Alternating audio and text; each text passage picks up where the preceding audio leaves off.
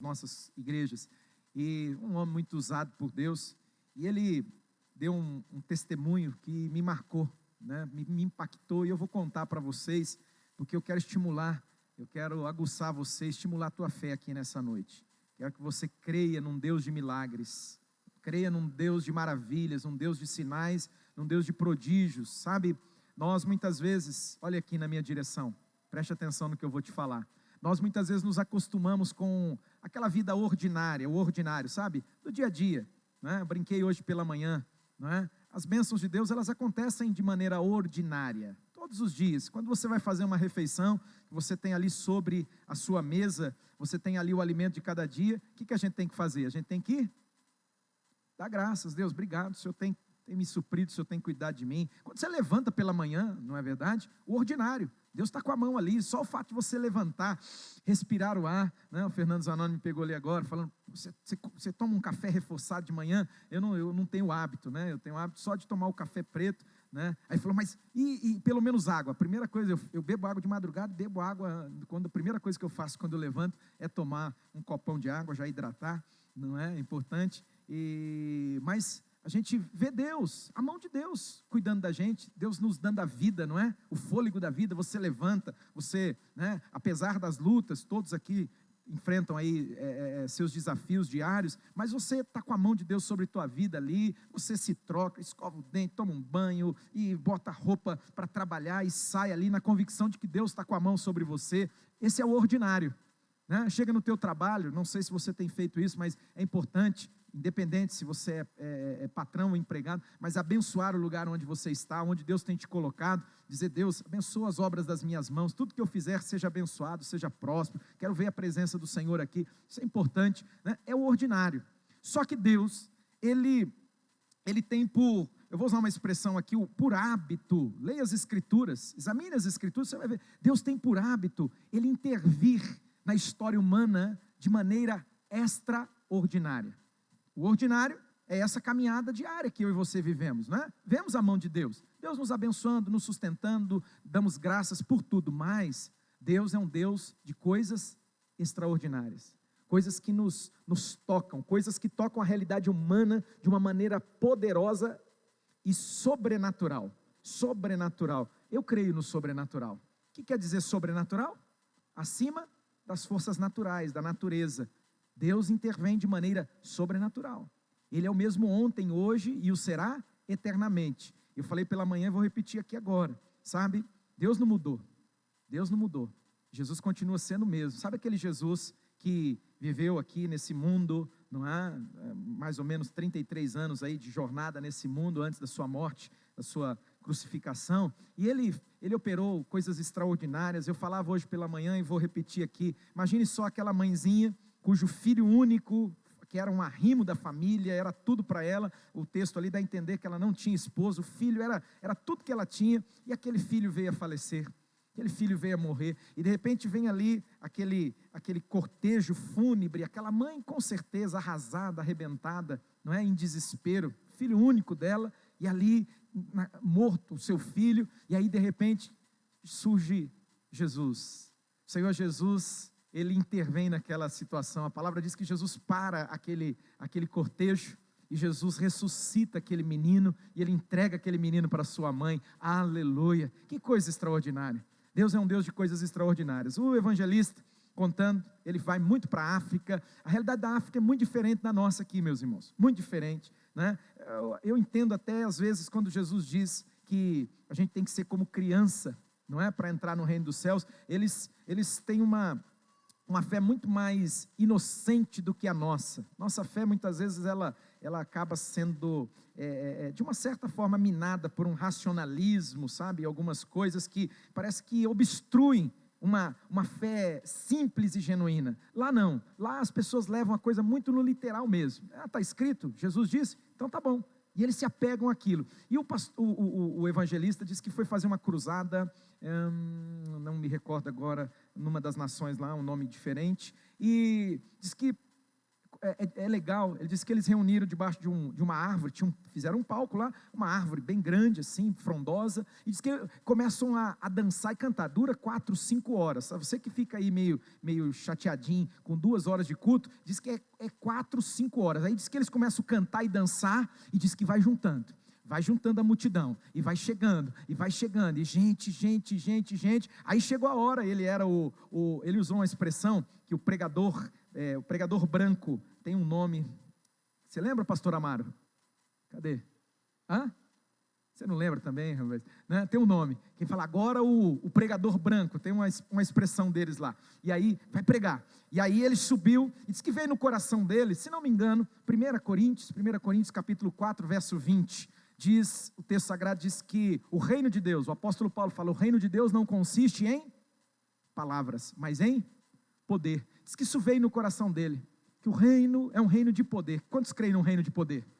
Aleluia, poder sempre eterno, ele é o mesmo, aleluia. E diz que ele subiu e falou assim, no coração dele falou assim, Deus, manifesta o teu poder. E aí, ele prega em inglês, e só que era um dialeto lá, é um dialeto, eu não lembro também o nome do dialeto, e a tradutora traduz por aquele dialeto. E aí ele falou assim, olha, pessoas surdas, tem pessoas surdas aqui, tragam aqui. E aí ele aguardou, aí disse que chegou 2 pessoas, eu lembro, me marcou a moça, né, uma mulher, e não sei se outra era homem ou mulher, mas uma eu lembro que era uma mulher, só que era cega, eram cegas, não eram surdas. Aí ele pegou e olhou para a tradutora e falou, o que você está falando? Eu falei surdo, eu agora não me lembro a palavra em inglês mesmo, ele até citou, é muito diferente a palavra cego e surdo no inglês, e ela traduziu cego, ele falou surdo, e aí subiu aquelas 2, aí ele falou assim, meu Deus do céu, aí ele falando com a intérprete, né, com a tradutora, aí ela pegou simplesmente e falou assim, confia em Deus, pastor. Eita Deus, fala para mim nessa noite, confia em Deus, pastor. Eu vou fazer de tudo, em nome de Jesus, eu quero ver Deus operando na sua vida, que você, que eu, que nós não saiamos desse lugar da mesma maneira que nós chegamos, em nome de Jesus, o nosso Jesus está vivo, escute. E aí ele pegou na hora e falou, eu só tenho o teu nome, Jesus, colocou a mão e começou a declarar a palavra, no nome de Jesus, em nome de Jesus, cego, veja. Diz que ele tirou a mão, aí falou, agora tradutora, conversa, porque é o dialeto, né? Ele não falava o dialeto. E a moça, eu lembro bem, ele falando da moça, começou a olhar, falou, eu estou enxergando, aleluia. Deus operou o milagre. Deus continua o mesmo. Que Deus gere em mim, em você e nós que estamos aqui nessa noite, uma fé tão simples, inocente, ao ponto de uma forma tão literal assim, né? Essa tradutora chamou a cega e falou para o pregador, confia em Deus, e Deus ouviu a oração, Deus respondeu a oração e manifestou glória para o nome dele, e trouxe salvação naquele lugar. Que haja salvação aqui nessa noite, que haja libertação aqui nessa noite, que haja cura. Eu creio num Jesus que cura também, não é? Eu não sei, de repente você está moribundo, acredito que Deus usa os médicos, a medicina, etc. e tal, mas eu acredito também que em alguns momentos Deus age de forma extraordinária, Deus interfere, Deus intervém de uma maneira sobrenatural, e quem sabe, você que está aqui, já tem tentado, como aquela história da mulher que sofria do fluxo de sangue, disse que ela fez de tudo. Quem sabe você também já fez de tudo, você já foi no especialista, já fez exames, tem até feito aí um tratamento com remédios de uso contínuo, e isso tem causado aí um sofrimento. Coloca isso diante de Deus nessa noite, porque Jesus ele está aqui, e Ele pode, e Ele vai manifestar o poder dEle nas nossas vidas. Eu creio, pegue o santo livro aí agora, abra comigo no livro do Evangelho segundo Mateus, capítulo de número 28, o último capítulo do livro do Evangelho segundo Mateus, versículo 19, perdão, eu vou ler o 16 em diante, né? A ênfase vai ser o 19, mas eu quero falar com você a partir do 16, para entender todo o contexto. Nós estamos falando sobre, o que nós estamos falando? Domingo passado começamos aqui sobre, diga comigo, discipulado. Digam todos comigo, discipulado. Jesus, Ele está trabalhando para transformar uma multidão de seguidores, uma multidão, não é? Em discípulos. O interesse de Jesus por mim e por você, olha aqui na minha direção. O interesse de Cristo pela minha vida e pela sua vida é que nós nos tornemos discípulos. Discípulos. Olha, irmãos, a multidão, ela oscila demais. Eu falei domingo passado sobre multidão, tá bom? Eu não vou voltar lá, a palavra grega, etc e tal. Eu citei esse aqui domingo, lá, os demos, a diferença e tal. Pregamos aqui Evangelho segundo Lucas, capítulo 14, quando Jesus, ele fala para a multidão que eles tinham que se tornar discípulos. Ele fala o preço do discipulado, foi essa a mensagem. Se você não ouviu, você pode ouvi-la, assisti-la pelos canais das redes sociais, pelo YouTube, SoundCloud, a gente tem lá, essa mensagem está disponível lá. O preço do discipulado, falamos isso domingo passado. Jesus, ele estava trabalhando aquela multidão, havia olha o que o texto diz, uma grande multidão, e aí Jesus, ele quer transicionar. Olha aqui para mim, eu tenho certeza que nessa noite, neste lugar, Jesus, ele está interessado em transicionar a minha vida, a sua vida, de lugar de multidão para um discípulo. Por quê? Porque há uma diferença muito grande. A multidão, ela oscila demais. Olha, querido, olha aqui para mim, deixa eu te contar uma coisa. A mesma multidão, que estava lá na entrada triunfal de Jesus em Jerusalém, né? Jesus cumprindo a profecia, não é? A profecia dizia que isso iria acontecer, e cabalmente se cumpriu. Diz que Jesus montou no jumentinho e foi adentrando, não é? Por Jerusalém, e aí diz que a multidão recebe Jesus, sauda Jesus. Diz que eles pegam folhas de palmeiras, né? Ali, e eles começam a acenar e dizer: Hosana, Hosana ao rei, e eles tiram seus mantos, colocam no chão para que Jesus atravessasse, e o povo aclamando Jesus. Porém, daí a pouco, há uma mudança de cenário, é um tempo, há uma mudança de cenário. Jesus é entregue, ele é preso, não é? E aí Jesus, ele vai viver aquele período ali de julgamento, e aí há um momento que é histórico nas Escrituras, você conhece muito bem. Diz que Jesus está diante de Pilatos, e Pilatos, ele é tipicamente o político. Me perdoe, não sei se tem político aqui, né? Às vezes a gente generaliza e alguém diz que toda generalização é burra, mas tipicamente é o papel de político, sabe? Ele se abstém, ele não se coloca de lado nenhum, né? Ele fica neutro. Então, como político, ele tinha sido advertido pela sua esposa, a esposa dele tinha falado: meu marido, eu sonhei, esse homem é santo, esse homem, ele é santo, não se envolve nesse negócio não, mas ele estava envolvido até a cabeça dele envolvido, e aí no momento ali, na oportunidade que ele teve, ele fala assim: eu não tenho nada a ver com isso, eu vou lavar minhas mãos, mas eu vou jogar para vocês, né? Isso é uma vergonha, um líder que não assume o seu lugar, um líder que não assume o seu papel, que terceiriza o seu papel, isso é muito comum, né? Joga no colo dos outros, porque se der certo, olha, você viu, nossa, que ideia que eu tive, né? Falar para vocês, né? A voz do povo é a voz de Deus. Leia na Bíblia que a voz do povo nunca, na maioria das vezes, 99,9% das vezes, nunca foi a voz de Deus. Pelo contrário, foi a voz do Satanás, a maioria das vezes, inclusive agora, nesse momento onde Pilatos joga para o povo, né? Joga para o povo, ele se abstém e fala assim: o que vocês querem que eu faça com esse tal de Jesus chamado Cristo?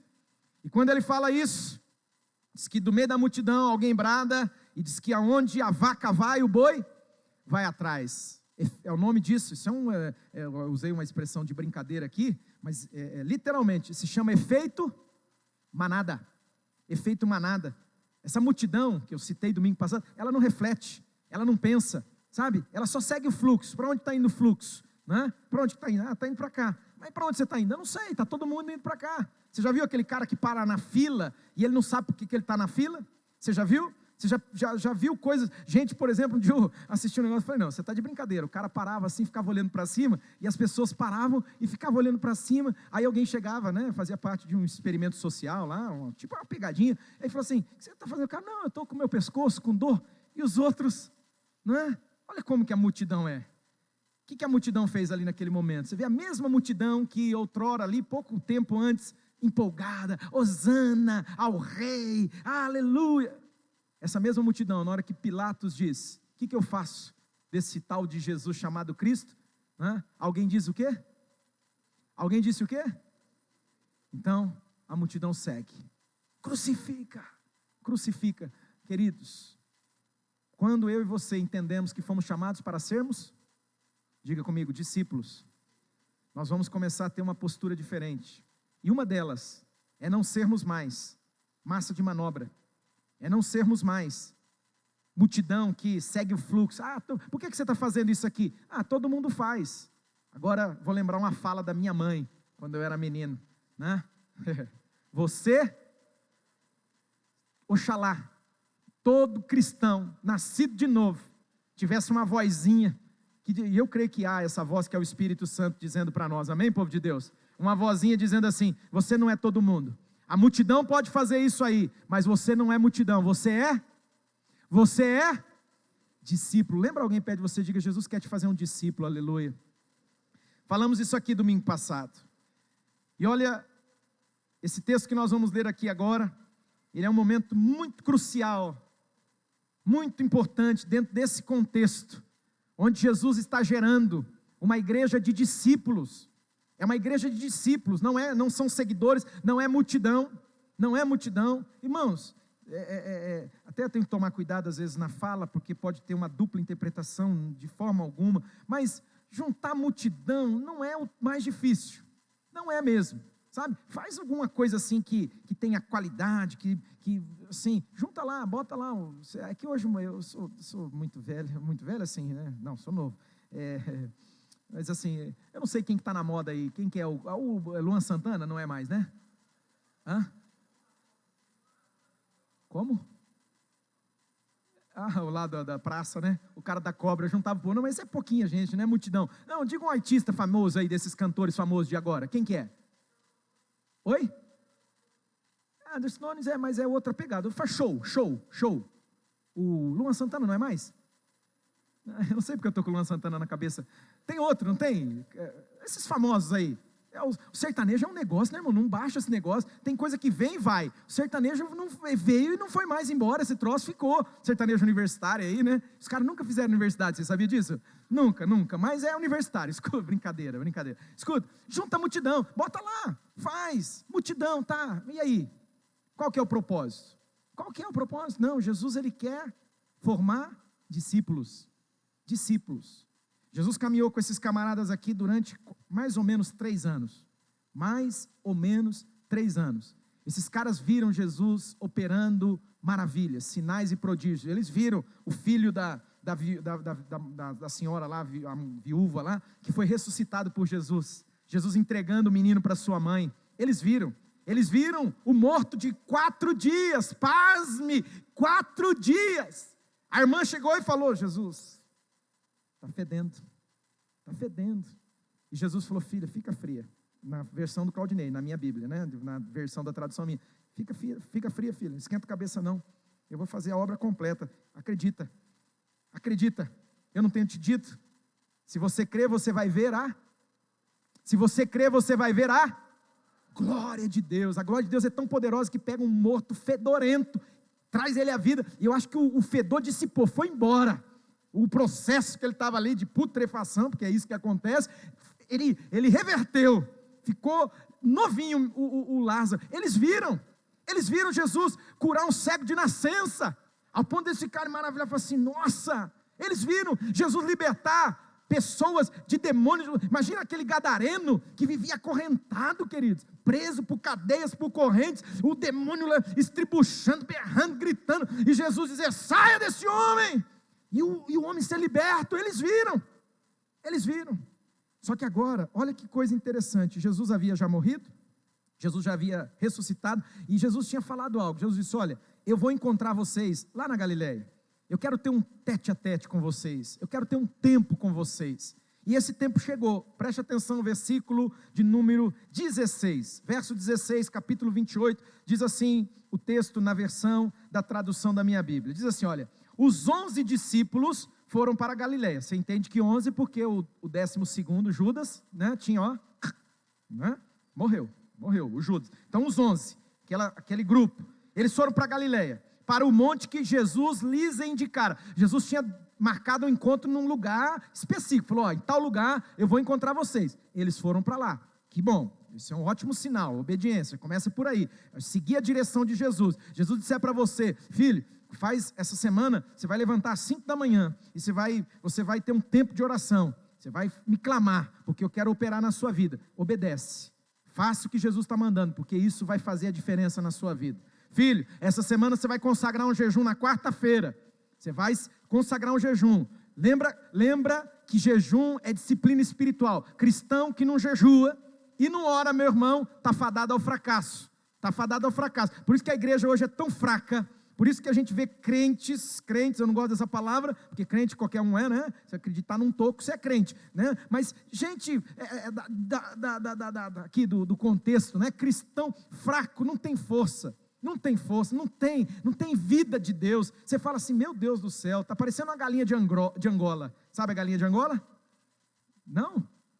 Vocês estão precisando ir no sítio, conhecer essas coisas. Galinha de Angola, ela fica falando, está fraco. É um monte de irmão, sabe? Galinha de Angola, irmão, galinha de Angola. Se eu ver você assim, eu vou olhar para você e falar assim, nossa irmão, você virou crente galinha de Angola.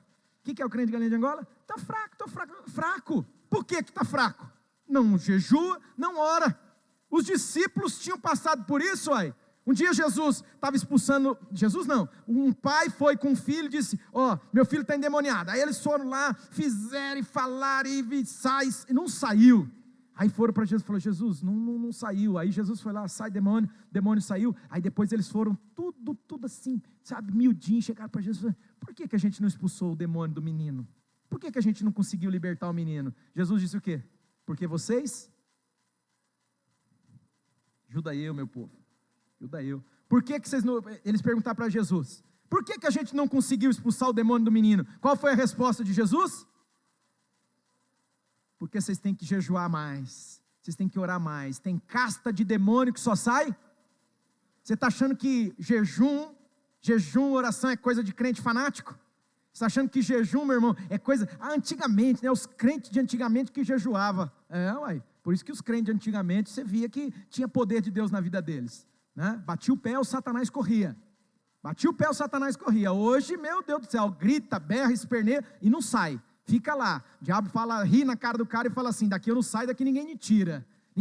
Aí Jesus vem e fala o quê? Tem que jejuar e orar. Se Jesus pedir para você jejuar e orar essa semana, eu usei aqui 5 horas da manhã, né? Alguém, né? Tem um pregador desses famosos aí, que diz que de madrugada a fila é menor, não é? Então mas a Bíblia, né? Isso é uma brincadeira, mas a Bíblia fala, estando eles angustiados de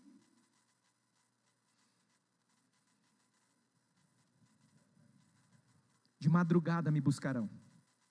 Estando eles aflitos, angustiados, de madrugada me buscarão. Por quê? Quando você está aflito, quando você está angustiado, não sei você, mas eu também sou assim. O sono vai embora. Estou angustiado, estou ansioso, estou preocupado, o sono some. O que você vai fazer? Vai clamar a Deus, meu irmão. Estando eles angustiados de madrugada me buscarão. Vai buscar a Deus. Pastor, eu não busco de madrugada. Não, então de dia, alguma hora. Separa um tempo, o dia que você jejuar, o dia que você consagrar um dia de jejum. Deixa eu só estabelecer uma coisa aqui muito importante, jejum não muda Deus, tá? Tem gente que acha que o jejum dele vai forçar Deus a fazer alguma coisa. Você não entendeu nada de jejum, você tem que mergulhar nas escrituras, compreender o que é jejum, tá? Jejum não muda Deus, jejum nos muda, nos torna sensíveis, obedientes. Não, Jesus, estou modificando a minha carne, eu quero ouvir a tua voz, eu quero caminhar na tua vontade. O jejum nos muda, amém, povo de Deus? Diga assim, o jejum me transforma. Então a gente está precisando jejuar mais. Jesus pediu para você jejuar, jejua, ainda essa semana, consagre um tempo de jejum, um tempo de oração. Os discípulos aqui, ainda bem, eles obedeceram, eles foram para onde Jesus disse para eles ir, lá no monte, né, para encontrar Jesus. Olha que interessante, verso 17, diz que quando viram, eles o adoraram. Coisa mais sensata que você, que nós podemos fazer quando a gente vê Jesus é o quê? É adorar, amém? Seja um adorador. A palavra diz que Deus está procurando pessoas que frequentem a igreja aos domingos, ou às 9h30 da manhã, ou às 19 horas, de preferência na IBMR, não é verdade? Deus está procurando isso. Deus está procurando o quê? Deus está procurando adoradores. Essa é a procura de Deus, que Deus encontre adoradores que o adorem em espírito e em verdade. Os camaradas viram Jesus, eles o adoraram. Seja um adorador. Fala para alguém aí, para dar tempo de eu tomar um gole de água. Fala, seja um adorador. Mas ao mesmo tempo, olha isso. Olha isso aqui. Mais alguns? Mais alguns? E aí eu preciso indagar você. Eu sei que tem gente que está conosco aqui pela primeira vez, que não me conhece e ainda fica olhando e falando assim, meu Deus, quem deixou esse homem subir lá? Ah, eu acho que foi Jesus, só ele mesmo para permitir um negócio desse. Escuta, de que grupo você faz parte, meu irmão? Você que está aqui pela primeira vez, de qual turma você faz parte? Com que grupo que você está andando? Você está andando com aqueles que quando vem Jesus, adoram Jesus, se rendem a Ele, se lançam aos pés dEle e dizem, Senhor, Tu és digno de ser louvado, adorado, aleluia? Ou você faz parte desse grupo aqui não expõe, não fala quem foi do grupo, né? Mas diz que alguns deles duvidaram. Que coisa! Você, eu, nós que estamos aqui nessa noite, nós pertencemos a qual desses dois grupos aqui? Você é aquele que vê Jesus e o adora? Você está aqui e, uma expressão que eu vou usar, você não quer saber o que aconteceu, você quer adorar, você não quer saber o que está acontecendo. Não, eu quero adorar, eu quero glorificar o nome dEle, eu quero exaltar o nome de Jesus, eu não vou ficar preso, irmão. Tem gente que fica presa com o que está acontecendo do lado, na direita, na esquerda. Amado, foca em Jesus, foca nele, amém, igreja? Adore o Senhor, adore de todo o coração. Olha isso, aqui tinha essa turma aqui que não entrou, não estava no mesmo espírito, não entrou, né? Não adoraram, mas tem os que adoraram. Eu quero ser daqueles que adoram o Senhor. E você, quer ser de quem? Você quer ser parte de qual grupo? Daqueles que adoram ou daqueles que duvidam? Aleluia, seja um adorador. E aí Jesus vai falar com eles, verso 18, diz que, então Jesus aproximou-se deles, e lhes disse, foi-me dado toda a autoridade nos céus e na terra, todo o poder. Algumas versões da tradução diz, foi-me dado todo o poder nos céus e na terra, todo o poder, todo o poder. Ele é o soberano, Ele é o todo-poderoso. Lá no Velho Testamento era chamado El Shaddai, que significa o todo-poderoso, ou seja, Ele tem todo o poder. Jesus está dizendo, todo o poder foram entregues a mim, foram dados a mim, aleluia. Eu e você, nós servimos a um Deus que é o Todo-Poderoso. Ele tem todo o poder, Jesus tem todo o poder. Ele está reivindicando aqui esse lugar. Que lugar que é? De autoridade. Ele diz, a autoridade está nas minhas mãos, o poder está nas minhas mãos. Ao ponto dele falar com uma das igrejas, ele diz, olha, quem tem a chave sou eu, quem abre a porta sou eu, quem fecha a porta sou eu. A porta que eu abro, ninguém pode fechar essa porta, ninguém. Eu tenho poder, eu tenho autoridade. A última palavra sai da boca dele, amém, igreja?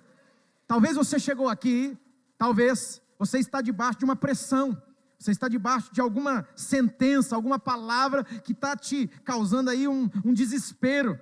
Eu quero lembrar você, a última palavra vem da boca de Deus. Deus já deu a última palavra dele? Deus já falou, é isso mesmo, não tem jeito, acabou, então se conforma, porque dura coisa é lutar contra Deus. Agora, Deus ainda não deu o veredito? Deus não deu? Deixa eu te dar uma palavra aqui nessa noite, receba e creia. Deus pode mudar e vai mudar esse quadro até os 45 do segundo tempo. Não está perdido não. A última palavra sai da boca do Senhor, sai da boca dele. Jesus está dizendo, eu tenho poder, eu tenho autoridade, eu sou o Senhor. E aí ele vai fazer algo aqui, que é o texto-chave, e eu quero que você preste muita atenção, porque Jesus vai dizer para eles, portanto, vão e façam discípulos de todas as nações. Depois de tudo isso aqui, Jesus diz, olha, isso aqui tem um propósito, isso aqui tem um foco, isso aqui tem uma direção. Eu tenho todo o poder, eu ressuscitei dentre os mortos. Eu estou aqui, eu permaneci aqui, eu chamei vocês aqui para a gente conversar. Sabe por quê? Eu tenho todo o poder nos céus e na terra, todo o poder foram entregues a mim. Sabe por quê? Sabe qual é o propósito disso? Sabe qual que é o motivo disso? Um só, diga comigo, um só. E Jesus vai dizer que o propósito é, vão e façam discípulos de todas as nações. Vão e façam discípulos, aonde quer que seja. E aí, eu quero, a partir disso, eu quero te desafiar. Há pouco tempo atrás eu ouvi uma fala do Bispo Robson Rodovalho, ele é o fundador da Igreja Evangélica Comunidade Sara Nossa Terra no Brasil. Eu tive o privilégio de ter aula com o bispo Robson, foi professor meu de pelo menos umas 2 matérias, na época que eu estava no seminário lá em Brasília, né? Uma mente brilhante, um cara, se não me engano, doutor em física, imagina, já é difícil se formar em física, né? E aí, ser doutor, uma mente brilhante, e eu vi um testemunho dele, falando da época, quando ele começou a jornada cristã dele, que ele se converteu, Jesus pegou, ele vem de uma família espírita, né? Assim como eu, muito parecido algumas coisas, e aí ele falando que ele fez um propósito com Jesus, ele falou assim, eu não vou passar um dia, eu não vou terminar um dia, sem falar de Jesus para pelo menos uma pessoa. Que coisa linda, eu achei lindo ele contando isso aí, né? Experiências maravilhosas que ele teve. Na verdade, queridos, isso aí não devia ser uma exclusividade, como se fosse, sabe? E a gente, quando vê um negócio desse, que a gente fala, nossa, que bênção, né? Olha que homem, olha que irmão abençoado. Queridos, a vontade de Deus é que todos nós, eu, você, cada um de nós que entramos aqui nessa noite, vivamos essa verdade. Quando Jesus falou, vocês vão, o teu nome estava incluído nessa lista aqui, o meu nome estava incluído nessa lista aqui, vão e façam discípulos de todas as nações. E aí eu preciso falar com você, sabe, nós temos vivido um tempo assim, muito confuso, onde me parece que essa verdade tão preciosa, tão valiosa, da palavra de Deus, do próprio, é Jesus falando aqui, irmãos, isso aqui não tem origem em qualquer outro, ainda que fosse, né? Existem verdades de Deus que vieram através do apóstolo Paulo, através de João, vieram através de Pedro, tudo bem, mas aqui é o próprio Senhor Jesus, e preste atenção nisso que eu vou te dizer, são as últimas palavras dele enquanto aqui nesse mundo, ele veio, ele disse, eu vim para cumprir uma missão. Qual foi a missão que Jesus veio cumprir nesse mundo? Quem lembra o que ele fala? É a missão, nós como igreja temos essa declaração, ele disse, eu vim para buscar e salvar os perdidos. A missão de Jesus foi essa, ele resumiu, ele sintetizou a declaração de missão. Quem é da área da administração, quem é desse mundo, entende isso, essas declarações, visão, missão, valores, tá, mudou o som drasticamente aqui, filho, não sei porquê. Escuta, Jesus, ele resume, ele fala assim, olha, a minha missão é buscar e salvar o perdido, e ele viveu isso intensamente, ele viveu isso integralmente, ele dedicou todo o seu tempo, toda a sua vida, toda a sua energia, todos os seus recursos, tudo, para quê? Para buscar e salvar o perdido. Aí, quando ele consuma a obra, como assim consuma a obra? Ele morre na cruz, o cordeiro tinha que ser sacrificado, e ele era o cordeiro de Deus, ele morreu, ele derramou do sangue dele por mim e por você, porque pelo sangue de Jesus, eu e você temos acesso à presença do Pai, amém?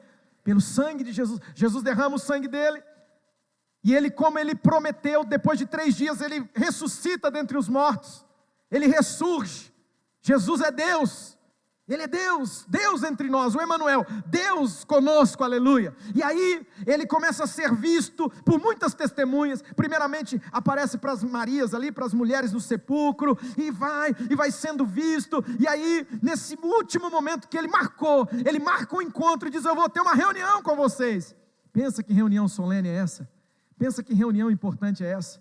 Pensa, se eu fosse convidado para uma reunião dessa, eu não podia perder ela por nada. Você não podia perder um momento desse. Jesus diz, eu vou me reunir com vocês, vamos para lá. E aí Jesus lá no monte, ele vai dizer as últimas palavras dele, enquanto nesse mundo, antes dele subir para a glória que ele tinha, antes de vir ao mundo, para ele voltar para junto do Pai, diz que ele olha para os discípulos e diz, olha filhos, eu recebi toda a autoridade nos céus e na terra, todo o poder pertence a mim, eu sou o soberano Deus, eu sou Deus, eu tenho autoridade, eu tenho poder, então agora eu estou enviando vocês, eu estou comissionando vocês, vão e façam discípulos de todas as nações. A minha pergunta para mim, para você, para cada um que entrou aqui, mesmo quem está aqui pela primeira vez será que esse mandamento, porque isso aqui é mandamento, isso aqui é ordem, isso aqui não é algo facultativo, que infelizmente tem se tornado facultativo. Por que eu contei a história do bispo Robson? Porque a gente olha para alguém que faz isso, que fala de Jesus para as pessoas, que tem esse comprometimento de levar a mensagem, de levar o evangelho para os outros, a gente olha como algo fora da curva, mas não era para ser fora da curva. Isso é o ordinário. E a minha pergunta para mim, para você é: por quê? Por que nós não estamos comprometidos com essa verdade? O que aconteceu comigo, com você, conosco? O que aconteceu com a igreja? O que aconteceu com você como filho de Deus? Que de repente você senta ao lado de alguém ali no seu ambiente de trabalho, e aí eu já rapidamente eu consigo perceber que alguém já na sua vã filosofia pensa assim: não, mas lugar de trabalho não é lugar desse tipo de coisa. Amado, você passa mais tempo no trabalho do que em qualquer outro lugar. Trabalho é lugar de você sim fazer a diferença. Porque de repente está sentado do teu lado alguém ali que está padecendo, está sofrendo. Tem alguém do teu lado morrendo de depressão, de ansiedade, de angústia, não conhece o evangelho de Jesus, não conhece a palavra de Deus, e você, nós podemos simplesmente olhar para essa pessoa e dizer assim: cara, Jesus te ama demais, e Ele tem um propósito na sua vida. Olha que palavra simples, olha que palavra simples. Logicamente que o ambiente não vai te permitir tecer teses filosóficas, teológicas e explicar tudo, mas a sementinha está sendo plantada. Quem sabe num almoço, quem sabe num café, você consegue ir adiante e dizer para essa pessoa, falar assim: olha, eu creio que Deus me colocou perto de você, sabe por quê? Porque Deus está querendo fazer algo na sua vida, e eu quero ser instrumento, eu estou aqui para ser um canal. Você já ouviu a mensagem do evangelho? Você já confessou a Jesus como teu Senhor e Salvador? E aí você pega e cita para ele um texto tão para nós, tão corriqueiro, João capítulo 3, verso 16. Porque Deus amou o mundo. Aí você substitui o mundo, você diz assim: porque Deus amou o Amaro. Sabia que o Amaro, quando Jesus salvou o Amaro, ele foi num culto, né? Jesus estava fazendo a obra, lógico, né?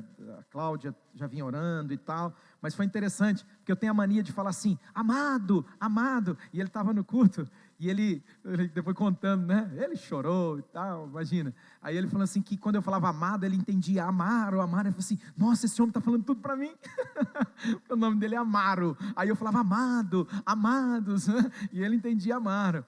Então você fala para a pessoa: Deus amou o mundo de tal maneira que ele amou o Amaro de uma tal maneira, Ele amou, uma Conceição, de uma tal maneira, que Ele deu o seu único Filho, para que todo aquele que nele não pereça, mas tenha vida eterna. Aleluia. Olha que coisa simples, falar para a pessoa: você já entregou sua vida para Jesus? Como assim entregar a vida para Jesus? Eu nasci de Jesus. Não, você tem que entregar a tua vida para Cristo. A palavra de Deus diz que você tem que confessar Ele como teu Senhor e Salvador. Não é o que a Bíblia diz? Se confessarmos a Jesus, né, com a nossa boca, e cremos no nosso coração que Deus o ressuscitou dentre os mortos, nós seremos o quê? Salvos. Porque com a boca se fala a respeito da salvação, e com o coração se crê para justificação. Olha que coisa, você já confessou? Mas como que confessa? É simples. Você não quer fazer uma oração aqui, declarando que Jesus é o Senhor da tua vida, reconhecendo que você é pecador, e os teus pecados te afastam de Jesus, mas lá na cruz Jesus morreu no teu lugar, morreu a tua morte para dar a vida dele? Olha que coisa, irmãos. Eu não vou te expor, mas qual foi a última vez que você falou de Jesus para alguém? Qual foi a última vez que você se importou ao ponto de dizer para alguém: Jesus te ama? Eu falei, pastor Amaro, acho que nós falamos hoje, não sei, não lembro bem. Eu falei: amados, uma palavrinha dessa, né? Não foi com o Jonathan, a gente estava conversando. Hoje a coisa ficou tão glamourizada. Não estou aqui, amados, de maneira nenhuma fazendo uma crítica, né? De jeito nenhum. Mas hoje a gente está substituindo falar para as pessoas que Jesus as ama, sabe com o quê? Pega uma plaquinha na porta do templo, ali, né? Pega uma plaquinha e fica lá com a plaquinha assim: Jesus ama você e tal. Não tem nada de errado, tudo bem. Mas, irmão, tem gente que nunca vai entrar por essas portas aqui enquanto você, aonde Deus nos levar, onde Deus colocou você, onde que é? Lá no teu trabalho? É lá na tua faculdade? Onde que é? É o teu vizinho? O vizinho, meu Deus do céu, eu não ficava em casa o dia todo, a gente sai cedo, voltava muito tarde da noite, mas todas as vezes que eu tive a oportunidade de interagir com o vizinho, você acha que eu fazia o quê? Você acha que eu fazia o quê? Eu não nego aquilo que eu sou, meu irmão. Eu falava de Jesus, batalhei por um casal que morava na frente de casa, batalhei por eles, falava de Cristo, orava, não é? Um vizinho da casa do lado veio e batizou, desviou aquele menino, mas Deus vai pegar ele, né? Figurinha, né? Antes, eu estava mudando de lá agora, poucos dias atrás, 2, 3 semanas atrás, peguei ele e falei, rapaz, você tem que voltar para Jesus, você tem que pegar firme, está naquela fase da rebeldia, né? Então, meu irmão, nós não podemos perder a oportunidade. As almas, as vidas são eternas, as pessoas são eternas, e muitas vezes, se você, olha aqui, se nós nos omitirmos desse lugar, que lugar que é esse? Mateus capítulo 28, versículo 19, vão ir, façam discípulos, mas sabe que eu tenho pensado, e eu quero agora ir fechando essa mensagem, o problema talvez esteja em algo um pouquinho antes. A gente só gera aquilo que a gente é. Se eu sou discípulo, não multidão, irmãos, multidão só se empolga, você viu que legal, olha, você viu, né? Não, só empolgação que, né, dura 2 dias, né? Por isso que eu tenho dificuldade com só evento. Nós fazemos eventos aqui na nossa comunidade, mas o desejo do meu coração, esses dias atrás mesmo, agora mês de março, a gente vai começar um período que aqui na nossa comunidade é a estação do evangelismo. É a estação. A gente tem a estação do pastoreio, agora a gente está na estação da comunhão. Agora a gente vai entrar na estação do evangelismo. E nós vamos inaugurar esse período agora, de março, né? Nós vamos ter um mês missionário aqui na igreja. E aí, já fiz mesmo, agora tenho que contar. Nós temos sido assessorados, um pastor de Deus, um amigão, tem sido assim um mentor meu nessa área, né, nosso, né, do conselho missionário, mas ele tem as manias dele. Aí ele queria, porque ele quer o final de semana missionário, final, e eu já tinha falado 1, 2, 3 vezes. Aí ele foi lá no nosso, nós temos um grupo, e ele falou assim, porque a conferência missionária, aí eu não aguentei, eu respirei até 10, contei até 10 e tal, aí eu entrei e falei assim, não vai ter conferência, não vai ter. Nós vamos ter um mês, porque eu quero, o desejo do meu coração como pastor é gerar cultura, mentalidade, evento, meu irmão. A gente sai todo mundo aqui, glória a Deus. Segunda-feira, chega lá no trabalho, o patrão fala, rapaz, hoje você tem que sair mais tarde. Aí o cara já, terça-feira, a esposa já está naqueles dias mais nervosinha, não sei se acontece, né? E tal, aí começa, cadê a empolgação? Acabou a empolgação. Quarta-feira, nem lembra de conferência. Agora, quando você trabalha a mente, mentalidade, cultura, aquilo impregna, irmãos, se transforma em estilo de vida. E tem que ser o nosso estilo de vida. A igreja de Jesus é essa aqui, Mateus capítulo 28, versículo 19. Jesus disse, vão por todo o mundo, Atos capítulo 1, verso 8, que é o que nós temos trabalhado, e vamos, em nome de Jesus, vamos implantar essa visão, essa cultura, essa mentalidade aqui. Recebereis poder ao descer sobre vocês o Espírito Santo, e sereis minhas testemunhas, aqui em Jerusalém, na Judeia, na Samaria e até os confins da terra. Até os confins da terra. Jesus disse aqui, vão por todo mundo. Onde? É no teu trabalho? É lá na sua escola? É na faculdade? Onde que é? É na sua vizinhança? Vai, faça discípulos. Jesus, Ele quer salvar, Ele quer libertar, e Ele quer transformar pessoas em discípulos. Por quê? Porque discípulos vão fazer a mesma coisa. Essa é a visão, queridos. É o que o Espírito Santo, Ele está movendo. Esse é o tempo, olha aqui, preste atenção, escuta. Amado, está muito claro para mim, no meu espírito. Eu sei que tem gente aqui conosco, convidados, né? Primeira vez, segunda vez, talvez ainda você não vai captar muito bem o que eu vou dizer. Mas há um mover de Deus sobre a terra. Há um mover de Deus sobre a terra. Há um movimento de Deus sobre toda a terra. Não é aqui não, não é aqui na nossa comunidade. É sobre a terra. Deus está movendo sobre as nações da terra. Deus está levantando pessoas comprometidas com esse tempo, e eu ouso dizer, esse tempo final. É um tempo final da igreja do Senhor sobre a face da terra.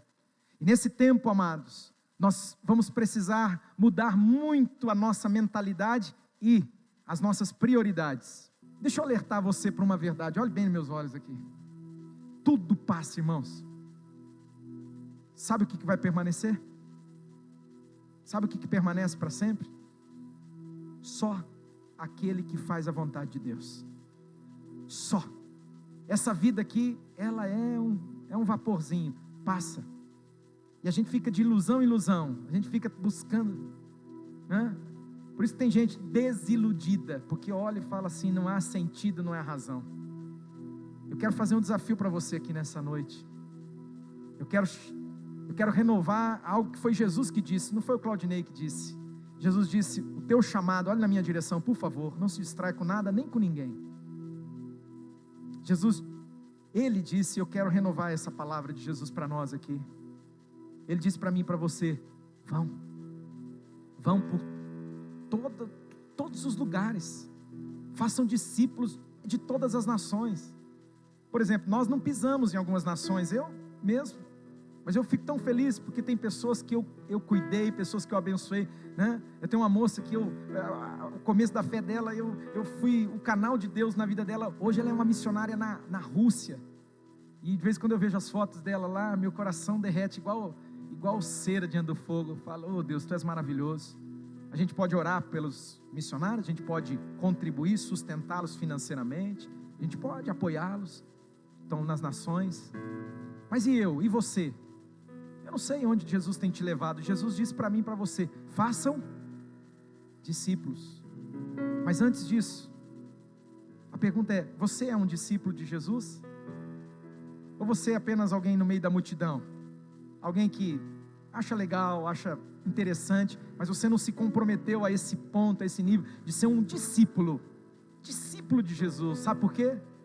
Porque discípulos vão gerar discípulos. Discípulos vão fazer a diferença. Discípulos não vão ficar presos, isso, aquilo, sabe, dando desculpa, argumento. Não, discípulo, ele vai seguir o mestre dele, ele vai fazer como Jesus fez.